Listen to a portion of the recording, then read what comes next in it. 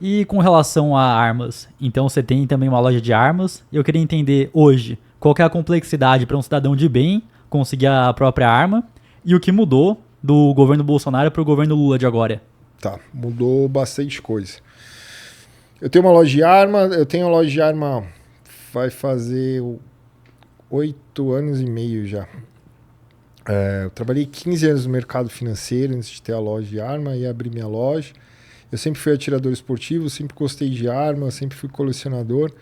E aí decidi abrir a loja porque era algo que eu gostava e que eu via que estava tendo um crescimento no Brasil de novo. A gente já, ao contrário do que a galera mais nova pensa, a gente já teve uma cultura muito mais armamentista no Brasil. Tá?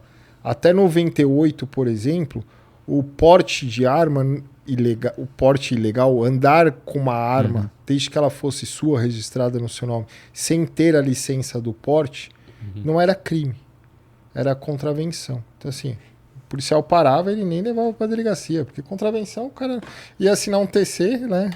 Um termo circunstanciado e ia ser liberado com a própria arma na hora. Então, assim, o policial só dava um puxão de orelha, falava, vai tirar o porte, e mandava embora, entendeu? Então, assim, era muito comum as pessoas andarem armadas. Eu, na minha adolescência, já fui salvo por taxista na Avenida Cruzeiro do Sul. De assalto de madrugada, entendeu? Por um cara nóia com uma faca no carro. E um taxista do lado viu, desceu do carro com 30 anos, vai, sai daqui. Então, assim, era comum, cara. Taxista não andava sem arma. Eu conhecia cobrador de ônibus, andava armado dentro do ônibus. E a sensação de segurança que a gente tinha era muito maior do que agora. Dono de bar também. Dono de bar, não tinha como o cara ter... exatamente. Então, assim, um monte de coisa, caminhoneiro, entendeu? O que eu falo é assim, a restrição de arma que se deu a partir de 2003, que foi o Estatuto do Desarmamento, né, a 10.826, ela criou uma série de formatos de crime que não existiam antigamente. Porque vamos supor, teve uma época aqui em São Paulo, isso não é antigo não, vocês vão lembrar, que virou meio que mania dos caras entrar em condomínio de luxo, condomínio de prédio, condomínio mais caro, entrava em 2, 3 ali, meio uma menina, um menino mais bem vestido, não sei o quê, e os caras limpavam o apartamento. Cara, isso não existia antigamente. E tem bastante, até hoje até. Não tem um existia. grupo lá do meu prédio que toda hora aparece alguém entrou em tal condomínio. Porque foi com lá, uma faquinha, cara, só que hoje com uma faquinha o cara rende quem ele quiser, porque a maioria da população não tem arma. Entendeu? Antigamente isso não existia, porque a maioria da população estava armada. Ou, por exemplo, um arrastão em restaurante. Né? Metade dos clientes estariam armados. Não ia entrar 2 armados e roubar o restaurante inteiro, entende? Sim. Era bem mais difícil. Então, assim, até esses arrastão em estrada, que agora até em São Paulo tá acontecendo, no Imigrantes, não sei se é Imigrantes ou tá parado o trânsito. Cara, entendeu? A galera descia pra praia, todo mundo tinha um 38 no porta-luva, pelo menos, entendeu? Então, assim, aquilo não acontecia. E não acontecia porque a galera tinha arma. Mesmo durante o governo Bolsonaro, que o negócio deu uma equalizada, a gente já viu que várias modalidades de crime deram uma diminuída. Porque o cara passou a ter a dúvida, só do bandido ter a dúvida se você tá ou não armado, ele já vai ter que ter um apetite maior por aquilo, entendeu? Porque o risco dele aumentou. Na média, ele não quer correr esse risco mesmo. Exatamente. E até conversando com o pessoal de fora, então, o pessoal da Quantifúria mesmo, que eles tinham visto um vídeo que o bandido para um carro na rua, vai lá e aponta a arma pra entregar. Aí ele falou, mas calma lá, o cara tá apontando a arma pra ele. E ninguém atrás tem arma, vai pegar o cara, vai abater o cara. Então ele sabe que quem ele tá abordando não vai ter arma e as pessoas atrás também não vão ter nada. Não vão ter nada, exatamente. Então assim, a gente deu total segurança pro bandido fazer o que ele quer e o que ele não quer. Assim, eu já tive amigo que roubaram o carro dele. Eu era adolescente, na minha época era comum a molecada pegar as meninas e parar em pracinha pra ficar namorando na pracinha. E, tipo, mano, o cara só levantou a blusa, assim, não teve nem a necessidade de tirar a arma da cintura. Mas a gente já foi assaltado, assim, o cara também mostrou só ali só na mostra cintura, e você vai fazer é. o quê, entendeu? Exato. Mas, tipo, na dúvida é sua vida, entendeu? Então, assim, é complicado. Agora, vamos lá. Hoje, para a forma de você ter acesso à arma não mudou. Né? Você tem duas formas de você comprar uma arma legalmente no Brasil. Você tem pela Polícia Federal e pelo Exército. Né? Uma é o Sinarme e outra é o Sigma. Vai ficar confuso agora, por quê? Porque o Sigma, que é do Exército, passou para a responsabilidade da Polícia Federal nos últimos 6 meses. Tá? Entendi, tá. O que é inconstitucional. Os decretos do Bolsonaro, os primeiros, lá do começo do governo dele, que falavam sobre arma, caíram por muito menos. Porque falaram, não, tá alterando a lei, via decreto, não pode, não sei o quê. A lei que regulamenta isso é a 10.826, é a tal do Estatuto do Desarmamento, apelidada Estatuto do Desarmamento. Ela elenca o Exército como órgão responsável, né, pela manutenção e fiscalização do caçador, atirador e colecionador. E por decreto, o Lula passou essa responsabilidade também para a Polícia Federal, que já cuida do Sinarme. Vou explicar a diferença de um para o outro. O Sinarme, teoricamente, é para você fazer o registro da sua arma e ter ela em casa como defesa pessoal. Tá? Então, no Sinarme você tinha um limite menor, uma quantidade menor de munição que você podia comprar por ano, e você não tem guia de transporte para ir para o clube, não tem. É uma arma para você ter em casa para defesa, Sinarme. Até antes do Estatuto do Desarmamento, você comprava, não era nem pelo Sinarme, porque era estadual, que é algo bem melhor. Você registrava a arma na delegacia, igual tirar o RG, que é do Estado, não é da Federação. Aí eles, no Estatuto do Desarmamento, federalizaram isso, foi para a Polícia Federal.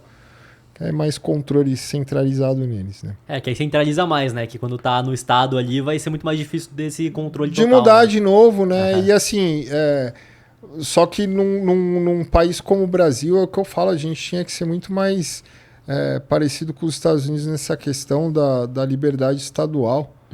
Porque são cenários completamente diferentes. O cara do Mato Grosso, o cara de Goiás, o cara não tem nada a ver com o cara de Curitiba. Sim. A realidade que o cara vive no dia a dia. Entendeu? O cara tá na área rural, não é a Esse mesma cara realidade. ele precisa andar com uma espingarda, às vezes, junto com ele. Não é nem uma pistola, uma espingarda, entendeu? Porque esse cara pode trombar com uma onça. Enfim.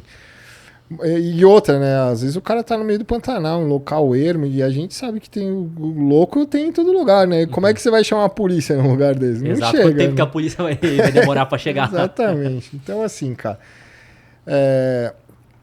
pelo Sinarme é para defesa pessoal, tá? Teoricamente. E aí você pode tirar o porte, né? A posse, que é o registro da arma, para você ter ela em casa, né? Para manter ela em casa. E o porte é para você andar em via pública, né? Então esse é o Sinarme, Polícia Federal. O Sigma, que é o CAC, né, que ficou famoso a sigla Caçador, Atirador, Colecionador, eram para essas 3 atividades. O CR é certificado de registro do Exército, né? Dentro do certificado de registro não tem só essas atividades. Vamos supor, farmácia de manipulação entra lá, porque tem um monte de produto que é controlado pelo Exército. Carro blindado, uma época, entrava como atividade controlada no CR. Airsoft já chegou a ser atividade controlada no CR. O cara tá lá querendo brincar lá de Airsoft ali bolinha. no final de semana. Enfim, não tinha a burocracia que tinha para tirar o CR de atirador, mas tinha que tirar a CR. Hoje, o que a gente mais recomenda, eu pelo menos o que eu mais recomendo, é o cara tirar o CR de atirador esportivo. Por quais motivos? O processo do Sinarme, ele tem uma parte desse processo que é subjetivo, que é a tal da comprovação de efetiva necessidade. Então, assim, como você comprova que você tem efetiva necessidade de ter uma arma de fogo? Pô, é só pegar os números de homicídio no Brasil, né? Pura. Mas, enfim, isso daí fica algo subjetivo em que o delegado que analisa a sua solicitação pode interferir ou não pelo entendimento dele. Não é algo objetivo. Então, assim... Igual tirar o visto, por exemplo. O cara foi lá, você comprovou que você tem vínculos com o Brasil, mas ele definiu que não. Não é um processo que você cumpriu os requisitos vai sair, Aham. entendeu? Tem essa parte que é subjetiva, é igual assim, é igual o porte. Tem muita gente que passa, acaba conseguindo a posse, mas o porte ainda é 1000 vezes mais difícil, entendeu? E aí o porte também. Você tem a parte objetiva, mas você tem essa efetiva necessidade. Que fica difícil você comprovar, né? Porque aí depende do entendimento do cara. Você pode passar, vocês são irmãos, você pode passar um processo, ele deferir e o dele não. Entendeu? Então, assim, eu sempre aconselho tirar o CR primeiro. Depois você tenta colocar uma arma no Sinarme, por uma questão burocrática só. Mas o CR não. O CR é um processo 100% objetivo. Então você tem que ter lá maior de 25 anos, residência fixa, um comprovante de renda lícita, né? Fazer o exame psicotécnico, fazer o laudo prático de tiro, que não é nada demais, e juntar uma documentação lá, todas as certidões negativas criminais, eleitoral, serviço militar obrigatório, enfim, tudo, né? Que um despachante vai juntar tudo para você, vai montar sua pastinha e vai protocolar o seu processo. Você cumpriu os requisitos, seu CR vai sair, ponto. E aí você tem o direito com o CR de comprar hoje, né? Até 4 armas de calibre permitido. E essa questão de calibre permitido e restrito foi algo que tinha mudado no governo Bolsonaro e isso que tinha aberto muito o mercado. Né? Tanto a questão do limite, pra você ter ideia, o range de calibres que ficou como permitido no governo Bolsonaro era muito maior. Né? E mesmo os restritos, tipo 556, 762, o CAC tinha acesso, você não tinha pelo Sinarme, para ter como defesa pessoal em casa, mas se você era um atirador esportivo, você tinha sem nenhuma dificuldade. Nenhuma dificuldade assim, depois de toda essa burocracia para tirar depois o CR. que tirou, pode ter acesso a esses calibres. Entendeu? E você podia comprar até 30 armas. Então assim... De 30 foi para 4, então. Foi para 4. E como é que fica a manutenção? Então tem que ir no clube quantas vezes para validar que você pode continuar tendo essas armas? São 8 vezes ao ano, hoje. E antes não tinha isso, ou sempre teve? Teve uma época que teve, aí parou de ter. Durante o governo Temer ainda, que foi quando eu abri minha loja, foi quando eu vi que estava tendo um boom. Porque ainda durante o governo Temer, o CAC ganhou o direito de poder ir para o clube com a arma municiada, portando a arma. O que antes não podia e era ridículo. Porque vocês pensam assim, ó, vocês tiram o CR, aí vocês entram para o mundo do tiro esportivo, começam a treinar, aí a gente fala, vamos lá em Atibaia treinar lá no clube que o Júlio treina, a gente junta os 3 aqui, vamos num carro só, aí você leva 4 armas, ele 4, eu levo meia dúzia de armas, olha quanta arma a gente tem no carro. E você não pode levar nenhuma hoje para proteger todo esse acervo.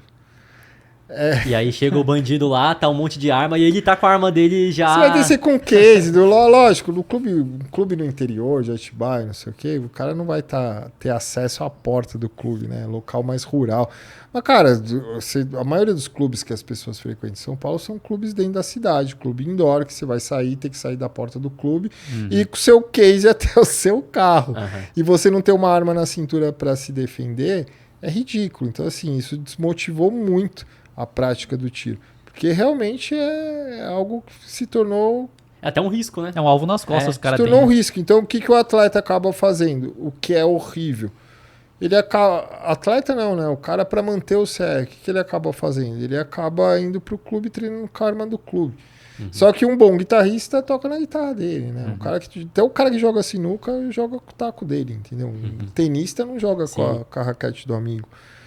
Então é isso, se o cara quer se tornar um esportista mesmo, ele vai ter que treinar com a arma dele, mesmo para defesa, esse tipo de coisa. Nada como você ter afinidade com o equipamento que você vai usar mesmo. E nem sempre o que você comprou para sua defesa é o que vai ter no clube para o esporte, porque muitas vezes são modelos diferentes, são coisas que não são exatamente iguais, entendeu?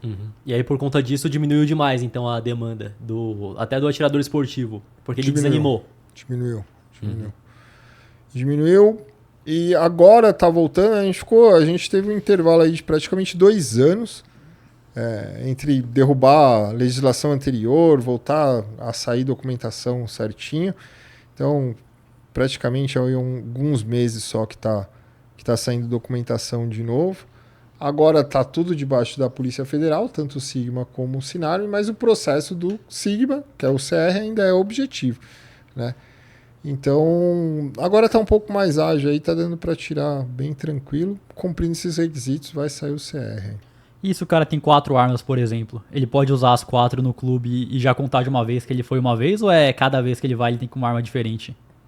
Não, você pode ir uma vez com cada uma ou 8 vezes levar as 4. São 8 presenças em dias diferentes. E você vê que isso acaba atrapalhando com que o cara tenha muitas armas, que ele pensa, não, vou ter que ir, que é muita burocracia que o Estado põe. Não, assim, a questão, o número de armas que você tem não influencia no quanto de vezes você tem que ir. Entendeu? Porque, assim, influencia no sentido do... Porque aí agora eles dividiram o CAC por nível, né? Então, o nível 1, que é, vamos supor, se vocês tirarem o CR hoje, vai ser o seu CR nível 1, você pode comprar 4 armas calibre permitido. Para você virar nível 2, aí aumenta a frequência que você tem que ir, e além da frequência, você tem que participar de 2, 3 provinhas por ano. Campeonatinho. Às vezes do próprio clube. Aí você vira nível 2. Passou um ano que você cumpriu esses requisitos, você vira nível 2, você pode comprar agora 6 armas de calibre permitido. E aí o nível 3, aí você tem que participar pelo menos uma etapa estadual e uma nacional, alguma coisa assim, 16 vezes no ano. Não são números absurdos para quem quer realmente praticar um esporte, mas a obrigatoriedade é absurda. Sim. Né? E aí, o nível 3 hoje, ele pode comprar até 8 armas, sendo até 4 de calibre restrito. Então ele pode comprar ou as 8 de permitido, ou 6 de permitido, 2 de restrito, ou 4 de permitido e 4 de restrito. Então hoje só o CAC nível 3 tem acesso a armas restritas. E até onde vai o calibre permitido e o calibre restrito? Hoje os calibres permitidos são 22, 32, 380, 38... e um calibre novo que a Taurus lançou, que é o 38 TPC. Basicamente, arma curta é isso aí. E para a defesa pessoal isso acaba sendo eficaz ou não? Acaba que pode deixar na mão esses calibres somente? Cara, tem uma discussão bem grande sobre o calibre. Eu acho assim, é óbvio que o calibre que eu prefiro é o 9mm. Né? Hoje eu tive que renovar meu porte, e a minha arma de porte era uma 9mm, não posso mais portar 9, renovei e peguei uma 38 TPC. Por quê? Porque é o calibre mais próximo, ele dá 30 joules de diferença, é nada, né? Que foi um somebody love que a Taurus fez, porque eles dividiram por energia, né? Então até, eu não lembro o número exato, mas até 450 joules fica como permitido para arma curta. Acima disso fica como restrito. Só que o 9mm tem, sei lá, 460 joules. Entendeu? Entendi. E aí o 380 tinha 290 joules.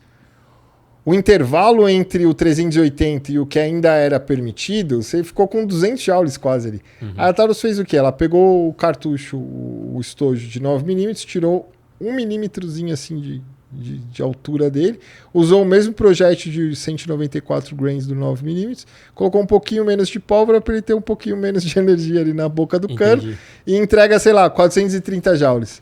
Tá dentro permitido e é 30 joules a menos do que o 9mm, entendeu? É um calibre mais próximo aí do 9mm que a gente pode usar hoje.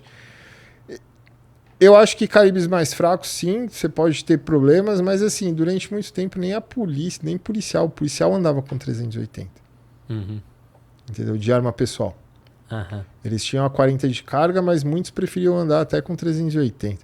E, cara, eles sempre se safaram, né?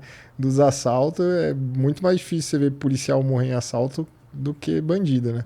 Só pelo fato de ter já muda tudo, né? Com certeza. Ter e saber usar, né? Que é o que eu falo assim.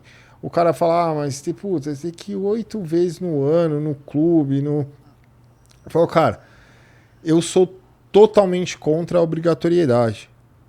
né, do governo, porque para mim não precisaria nem ter todo esse tipo de burocracia para você ter acesso à arma de fogo para defender sua vida, que é um direito natural. Mas, se você for pensar pelo lado de que você nunca teve arma, nunca atirou, você ir 8 vezes num ano praticar isso, se é algo, é o que a gente estava falando do Zuckerberg. Pô, pro cara virar um jiu-jiteiro, ele não vai 8 vezes no ano, Não vai. vai, é. Ele vai bem mais, Aham. entendeu? E para você se tornar um bom atirador, 8 vezes no ano não vai te tornar um bom atirador. Exato, vai ser pouco ainda. Vai ser Ainda pouco. mais com toda a pressão no momento ainda. que ele vai precisar Exatamente, usar. entendeu? Então, assim, cara, e arma de fogo ainda, é o que eu falo, é uma coisa que não dá. Não tem outro lugar que você vá treinar que não seja o clube, né? Você tem até como fazer treinos a seco em casa, treino de saque, esse tipo de coisa, para melhorar a coordenação. Mas não tem como você aprender por tutorial, por tentativa e erro. É uma arma de fogo, né? Então, assim, você tem que ir para clubes, você tem que fazer curso, você tem que... É que a maioria das pessoas é o jeitinho brasileiro, né? O cara quer ter, encostar na cômoda e ele acha que vai resolver a vida vai dele. resolver quando precisar, vai estar lá. E não é bem assim, né? Porque hoje em dia você vê... Cara, eu vejo vídeo dessa guerra que tá tendo no Rio de Janeiro. Cara, você vê os traficantes fazendo incursão igual o cara de tropa de elite, cara. Os caras estão treinando, entendeu? O bandido tá treinando. E o que eu falo é o seguinte, cara, o bandido também tem acesso a clube de tiro, se ele nunca foi preso, ele tem ficha limpa. Ele pode até ter CR. Ele tá fazendo legalmente Quantos ainda, não né? foram presos? Aham. Entendeu? Sim. Então é isso, cara. E além de fazer legalmente, ele deve fazer legalmente também lá dentro pros bandidos. Tem um treinamento também, Com então tá certeza. treinando em dobro ainda. Com certeza. E pra você que quer comprar criptomoedas ou investir no exterior, a parceira aqui do podcast é a Quantifury, corretora internacional 100% taxa zero. E fazendo seu primeiro investimento equivalente a $50, você ainda ganha uma recompensa em Bitcoin. É só escanear o QR Code que tá aqui na tela ou clicar no link da descrição.